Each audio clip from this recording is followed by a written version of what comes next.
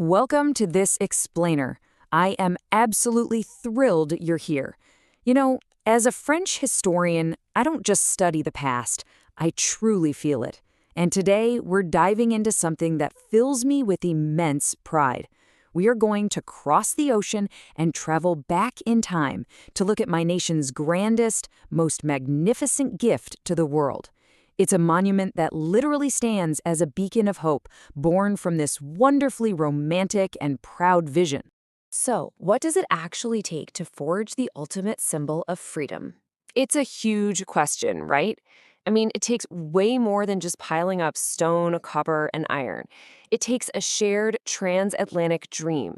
You need this massive collision of incredible artistry, absolutely brilliant engineering, and a really profound unifying philosophy. We're going to unpack the incredible historical facts behind what was, honestly, a seemingly impossible undertaking. Chapter 1. A Monumental Friendship, the Shared Vision of Two Nations. Okay, let's dive into this. You see, this colossal statue was never meant to just be some American triumph. Actually, it was a heartfelt, genuine gift from the people of France to the United States. The whole point was to celebrate American independence and to really cement this enduring friendship between us. The grand proposal was first dreamed up by my esteemed countryman, the brilliant historian Édouard de la Boulaye. He recognized this profound shared DNA between French and American ideals of democracy, and he just knew it demanded a monument worthy of those massive ideals. But a project this massive? It required a true 50-50 partnership. France brought the masterpiece itself to life, the statue, mastering the intricate exterior and interior design and handling all that heavy copper and iron construction. Meanwhile, the United States stepped up to provide the massive pedestal base and, of course, that iconic location on Liberty Island. And honestly, the most heroic part? That huge pedestal was funded by the tireless, penny-by-penny donations of everyday American citizens. It was a true partnership of the people. Chapter 2. Forging the Giant. The Masters of Copper and Iron. And this brilliantly illustrates how an idea as grand as Laboulaye's required unparalleled genius to become reality. It was a beautiful duality of creation. On one hand, you have Frederic Auguste Bartholdi, the famous French sculptor who designed that majestic, soaring exterior. His artistic vision is what gave the statue her soul. But, as we know, beauty needs a spine. So on the other hand, we have Gustave Eiffel, yes, the exact same engineering genius who later built our beloved tower in Paris. He created the internal iron structure. Without Eiffel's highly innovative skeletal design, Bartholdi's colossal copper shell literally would have collapsed under the fierce New York harbor winds. The actual process of bringing this giant to life? Oh, it was a meticulous triumph of craftsmanship. Construction officially kicked off in France in 1875. The workshops were just completely alive with the sound of hammers ringing out. The magnificent structure was painstakingly shaped using relatively thin copper sheets. And because she was so impossibly huge, the giant actually had to be built in separate, manageable pieces right there in France before she could even think about leaving our shores. Chapter 3. Crossing the Atlantic. A fragmented giant's journey. Now, what's really interesting about this is the sheer logistical miracle it took to move a colossal monument across a churning ocean. 300. Think about that number. After all that painstaking work to build her, the completed statue had to be completely taken apart, disassembled into over 300 individual pieces. It was basically a jigsaw puzzle of epic proportions traveling by sea, just waiting to be reborn on American soil. Chapter 4. Decoding the Symbols. The Secret Language of the Statue. Before we go any further, we really need to address her true identity: Liberty Enlightening the World.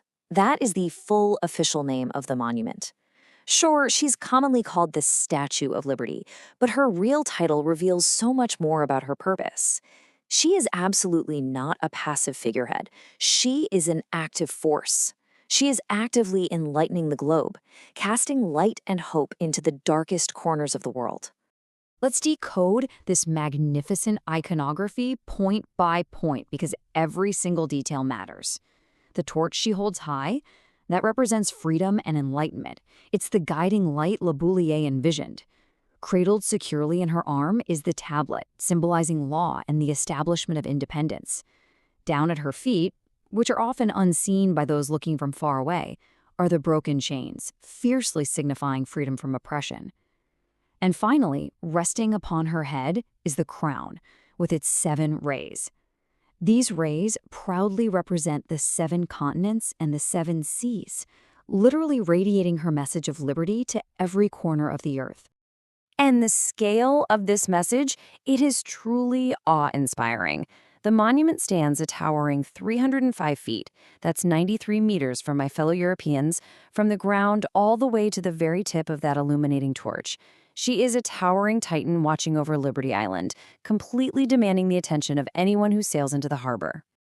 So, the crucial point is that the visual marvel we see today is actually a massive collaboration between French artisans and Mother Nature herself.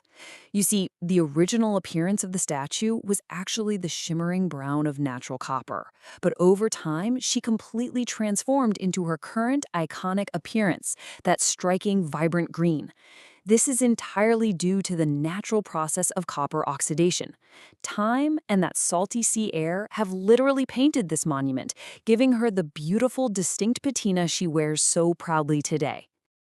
Chapter 5. A Global Beacon, Welcoming the World. Let's move to and see how this builds over time. Her physical construction is a marvel, absolutely, but her enduring emotional legacy on American soil is what truly solidifies her greatness in history. And this legacy was built step by step. We started in 1875 when construction officially began in France. Then came the grand culmination on October 28, 1886, the official dedication ceremony in New York, proudly led by U.S. President Grover Cleveland. And skipping ahead to recognize her massive global impact, in 1984 she was rightfully declared a UNESCO World Heritage Site. But to truly deeply understand her legacy, just consider this number, 12 million. During the late 1800s and early 1900s, over 12 million immigrants entering America by sea through nearby Ellis Island saw this exact statue. I mean, imagine being on a crowded ship, leaving your entire old life behind, and literally the very first thing you see of your new country is this towering copper lady holding up a torch. For 12 million souls, she was the absolute ultimate symbol of new beginnings and boundless hope. Which leaves us with this final profound thought to reflect upon. As long as people seek new beginnings, what will freedom look like tomorrow? The statue, Liberty Enlightening the World, was a heartfelt gift from my country's past to America's future.